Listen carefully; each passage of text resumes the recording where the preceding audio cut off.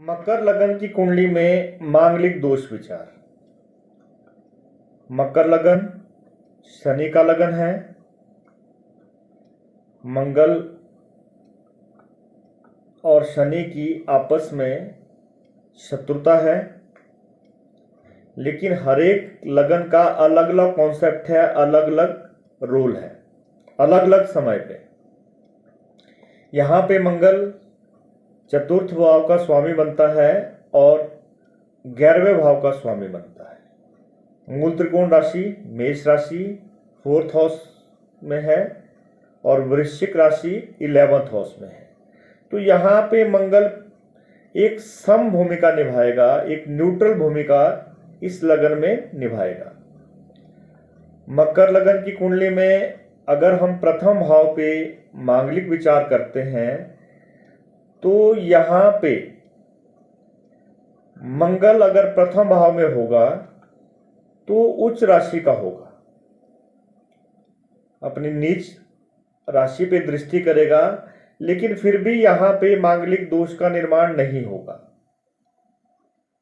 प्रथम भाव से जब 7वीं दृष्टि से सप्तम भाव को देखेंगे तो मांगलिक दोष का निर्माण नहीं करेंगे, बल्कि सप्तम भाव संबंधी शुभ परिणाम ही प्रदान करेंगे, क्योंकि यहाँ पे मंगल की मूल त्रिकोण राशि चौथे भाव में आती है और मंगल यहाँ पे प्रथम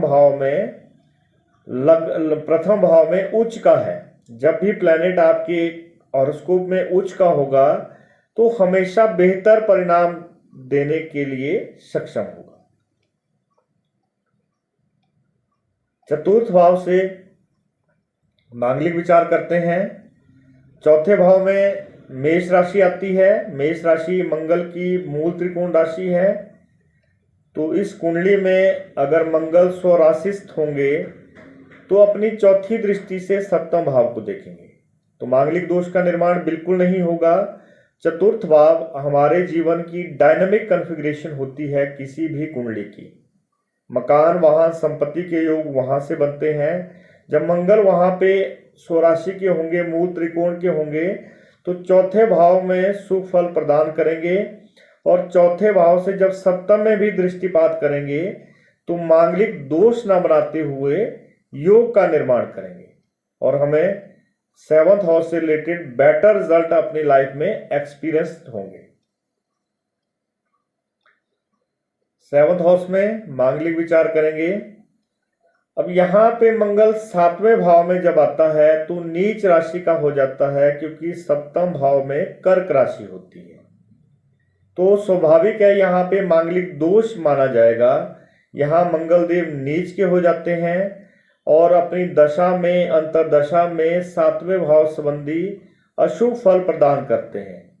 अपनी चौथी, 7वीं और 8वीं दृष्टि से 10वें भाव में, लगन भाव में और दूसरे भाव में दृष्टिपात करते हैं और इन भावों के भी अशुभ परिणाम आपको जीवन में देखने को मिलेंगे। जब मंगल मकर लगन में सप्तम भाव में होगा, कर्क राशि में चला जाएगा, वीक पोजीशन में हो जाएगा और अशुभ यहां पे परिणाम देना शुरू कर देगा।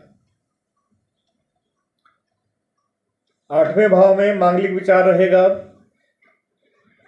8वें भाव में जब मंगल स्थित होंगे, सिंह राशि में होंगे, मांगलिक दोष यहाँ पे बनेगा। 8वां भाव त्रिक भाव, अशुभ भाव कुंडली में, और जन्म पत्री में जब भी मंगल 8वें भाव में होगा तो अशुभता लेके आएगा। अपनी दशा में, अंतरदशा में, गोचर प्रक्रिया में अशुभ फलों में वृद्धि करेगा, क्योंकि 8वां भाव सप्तम से द्वितीय होता है, तो शादी विवाह संबंधी फलों की हानि करेगा और इस फील्ड में जो आपका मैरिटल हैप्पीनेस है उसको ब्रेक करेगा और साथ साथ में आपको उससे संबंधित परेशानियां जीवन में देना शुरू करेगा। 12वें भाव पे मांगलिक विचार। देखिए, 12वें भाव की अगर हम बात करें तो यहां पे मंगल धनु राशि में आ जाता है।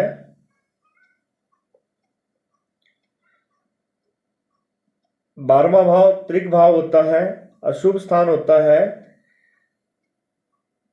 परंतु यहाँ पे अगर हम देखते हैं, अगर और एनालिसिस डीपली करते हैं तो 12वें भाव में बृहस्पति की मूल त्रिकोण राशि आती है और क्षत्रिय वर्ण की राशि है। गुरु और मंगल का मित्रवत स्वभाव है और साथ ही मान्यता ये भी है कि अगर मोक्ष भाव के स्वामी अगर बृहस्पति देव हो जाते हैं तो वहां पे मांगलिक दोष नहीं बनता।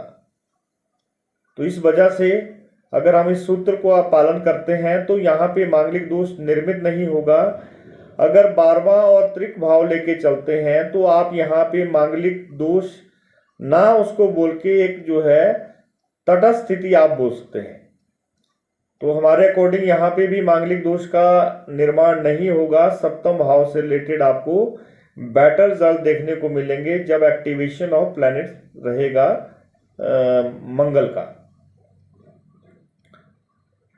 तो देखो अब जो कंक्लूजन इसका आया कि मकर लगन की कुंडली में पहले, चौथे और 12वें भाव में मंगल अगर वहां मौजूद है, विराजमान है, तो मांगलिक दोष नहीं बनता। 1, 4 और 12 की हमने गणना की और साथ में हमने ये भी जाना कि अगर इस लगन की कुंडली होगी तो मंगल 7वें भाव में या 8वें में स्थित हो जाए तो मांगलिक दोष अवश्य बनता है। किसी भी कुंडली के मांगलिक दोष को निर्धारित करते समय मांगलिक दोष के कैंसलेशन रूल को जरूर फॉलो करें।